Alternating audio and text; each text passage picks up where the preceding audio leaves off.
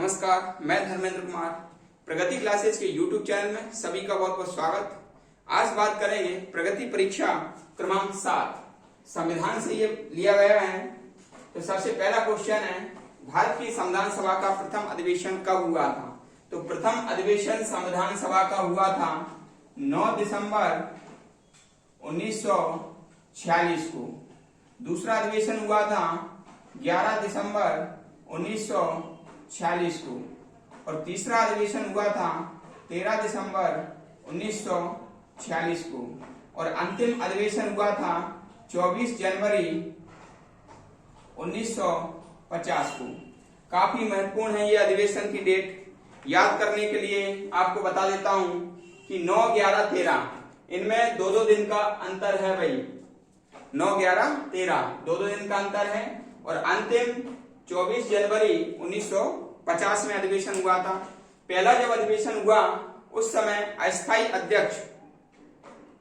अध्यक्ष को चुना गया था जो कि सच्चिदानंद सिन्हा थे और दूसरा जो अधिवेशन हुआ था 11 दिसंबर 1946 में, इसमें स्थायी अध्यक्ष को राजेंद्र प्रसाद को स्थायी अध्यक्ष के रूप में चुना गया।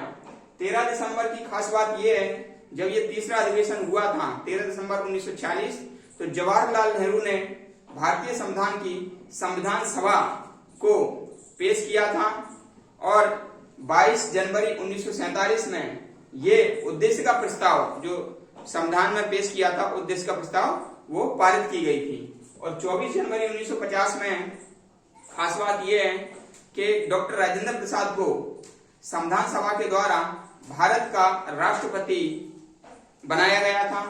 तो ये चारों याद रखना है। फिर दूसरा क्वेश्चन है, संविधान सभा के सम्मुख प्रस्तावना का प्रस्ताव किसने रखा था? तो जो प्रस्तावना है, उद्देश्य का प्रस्ताव जिसको कहते हैं, उद्देश्य का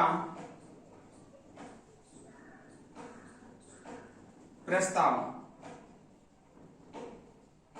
तो 13 दिसंबर 1946 जवाहरलाल नेहरू ने उद्देश्य का प्रस्ताव संविधान सभा में रखी थी जो कि 22 जनवरी 1947 में इसको पारित की गई।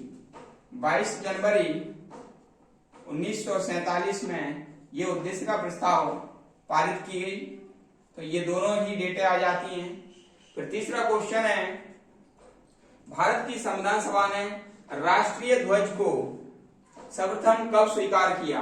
तो राष्ट्रीय ध्वज को स्वीकार किया था 22 जुलाई 1947 को। 22 जुलाई 1947 को संविधान सभा ने राष्ट्रीय ध्वज को स्वीकार किया था। इसके समान एक डेट और याद रखना कि जो 22 मार्च है 1957 कैलेंडर को, ग्रेगोरियन कैलेंडर को अपनाया गया था। 22 मार्च 1957 को ग्रेगोरियन कैलेंडर को भारत सरकार के द्वारा अपनाया गया। चौथा क्वेश्चन है, भारतीय संविधान को कितने भागों में बांटा गया है? भाई भाग पूछ रहे हैं, तो भागों में बांटा गया है ये 22 भाग हैं और गणना की दृष्टि से 26 भाग हैं। गणना की दृष्टि से 26 भाग हैं। फिर है, पंचायतों को संवैधानिक दर्जा किस अनुच्छेद में दिया गया? ठीक है, तो पंचायतों को संवैधानिक दर्जा दिया गया है 243 अनुच्छेद के तहत। 243 अनुच्छेद के तहत पंचायतों को संवैधानिक दर्जा दिया गया है। लेकिन पंचायतों को संवैधानिक दर्जा देने से पहले डीपीएसपी में अनुच्छेद 40 में पंचायतों के गठन का प्रावधान है, अनुच्छेद 40 में। लेकिन जो संवैधानिक रूप से वो अनुच्छेद 243 में इसका प्रावधान किया गया है। फिर है, राज्य पुनर्गठन आयोग ने 1 नवंबर 1956 को भारत में कितने राज्य और केंद्र शासित प्रदेश बनाए? तो राज्य पुनर्गठन जो आयोग है उसने 14 राज्य और 6 केंद्र शासित प्रदेश बनाए थे। ठीक है, 14 और 6, तो 14 और 6, और वर्तमान में हैं 28 राज्य और 8 केंद्र शासित प्रदेश। ठीक है, ये वर्तमान में याद रखना है। फिर है मौलिक अधिकार का प्रावधान संविधान के किस अनुच्छेद में है? तो मौलिक अधिकार का जो प्रावधान है, मौलिक अधिकार का जो प्रावधान है वह है किस संविधान के किस अनुच्छेद में? तो 12 से 35 अनुच्छेद में मौलिक अधिकारों का प्रावधान है, 12 से 35, और ये भाग है 3। इसको संविधान का मैग्ना कार्टा कहा जाता है। मौलिक अधिकार को के जो भाग है, भाग 3 को संविधान का मैग्ना कार्टा कहते हैं, क्योंकि इसमें भारत सरकार के द्वारा भारत के नागरिकों के लिए कुछ प्रावधान दिए गए हैं। पहले 7 मौलिक अधिकार थे, अभी वर्तमान में 6 मौलिक अधिकार हैं। फिर संविधान में कल्याणकारी राज्य की संकल्पना का प्रावधान कहाँ है? तो कल्याणकारी जो राज्य है वो डीपीएसपी में आता है। डीपीएसपी यानी कि राज्य के नीति निर्देशक तत्व,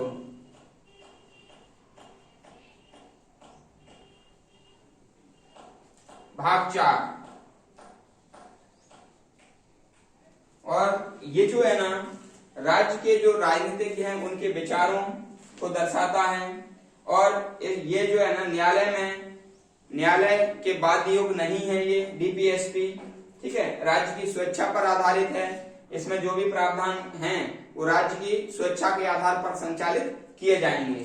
फिर भारत सरकार को कानूनी विषयों पर परामर्श कौन देता है? तो कानूनी विषयों पर जो परामर्श देता है वो अटॉर्नी जनरल देता है, यानी कि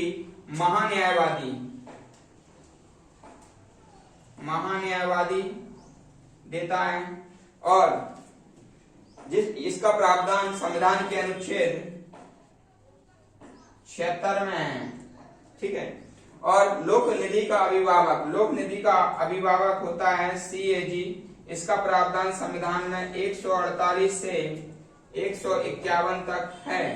ठीक है, इसे वॉच डॉग की भी संज्ञा दी गई है, निगरानी करने वाला कुत्ता।